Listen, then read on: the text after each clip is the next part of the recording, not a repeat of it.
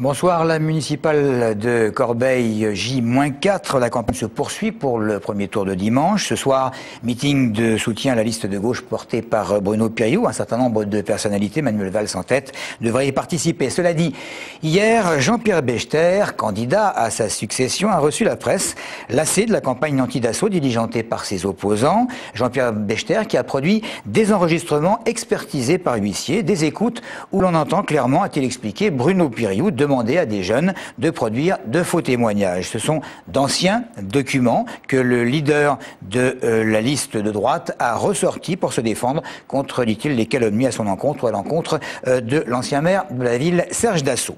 Un député de l'Essonne, à présent, qui regarde ce qui se passe au PS et au niveau national d'un œil critique d'ailleurs, c'est Julien Drey.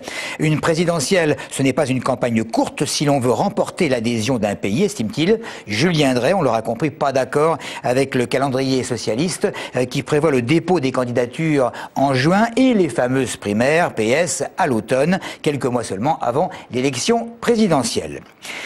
La grogne dans certaines écoles du département. Après avoir annoncé une étude des dossiers au cas par cas, l'inspecteur d'académie a expliqué qu'il ne reviendrait pas sur sa décision de placer des stagiaires longue durée dans les établissements scolaires concernés par un remplacement du titulaire. Les parents d'élèves, évidemment peu satisfaits de cette réponse, ne s'avouent pas vaincus. Sur conseil de leur syndicat, ils poursuivent leurs actions et une manifestation est à nouveau prévue devant l'inspection académique à Évry demain à 13h. Du beau monde hier soir, toujours à Évry, des élus, la préfecture, des chefs d'entreprise sont venus saluer Marc Roumejon. Il s'agissait de fêter le départ du représentant de la CGT en Essonne. Près de 500 personnes sont venues assister au passage de témoins. Aucune surprise, c'est Hervé Leblanc qui lui succède. Hervé Leblanc, nouveau responsable de la Confédération, bien décidé à demeurer dans la lignée du travail accompli par son prédécesseur. C'est en tout cas ce qu'il a affirmé. Alors que 40 à 50 000 malades ignorent encore être atteints en France du HIV, les associations et les médecins continuaient à faire de la prévention un petit peu partout en Essonne aujourd'hui, à l'occasion de la journée mondiale de lutte contre le sida chaque année. Il faut savoir que 60 à 80 nouveaux malades arrivent à l'hôpital de Corbeil. Dans le département, 1300 personnes souffriraient de l'affection. Cette année, les associations mettent l'accent sur l'importance de protéger les malades les plus précaires. Christophe Garnier, Raphaël Martin. En Essonne, 1300 personnes souffrent du sida, mais on estime qu'en France, 40 à 50 000 malades s'ignorent encore. D'où l'inlassable exercice de sensibilisation par ce personnel médical des Ulysses. Les gens, oui, ils entendent beaucoup parler du préservatif, de la protection, mais après, pour l'appliquer sur le terrain, on sait très bien que c'est pas forcément évident et c'est pas si simple, quoi. Pourtant, les associations se félicitent de l'arrivée de nouveaux moyens de dépistage plus rapides.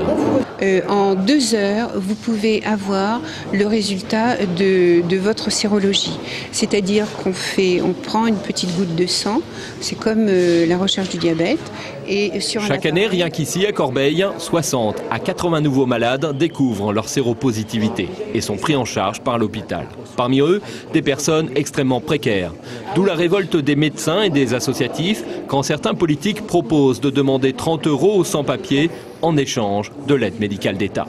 Ces patients ne pouvant pas payer ces pécules, vont pas venir se faire soigner et donc vont continuer à contaminer d'autres personnes avec le virus.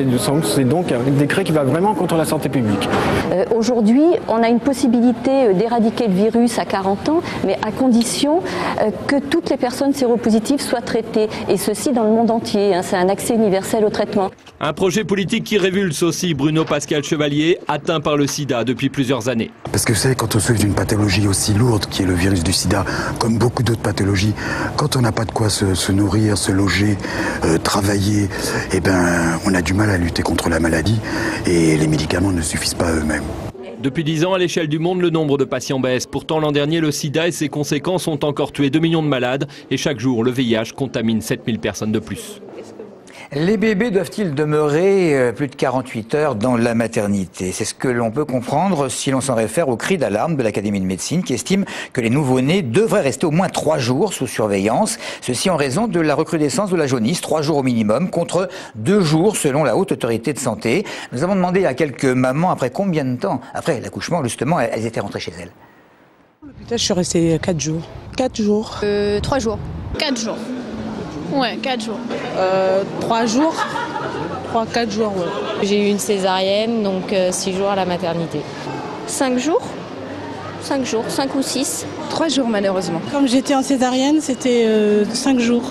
En règle générale, on garde les gens plus longtemps pour le bien des enfants. Tout dépend la situation de la maman, la santé de la maman et du bébé. 3 jours en mater, j'ai accouché à 7 mois de grossesse, donc c'est pas très suffisant. J'ai dû rester 3-4 jours, pas plus, oui, effectivement.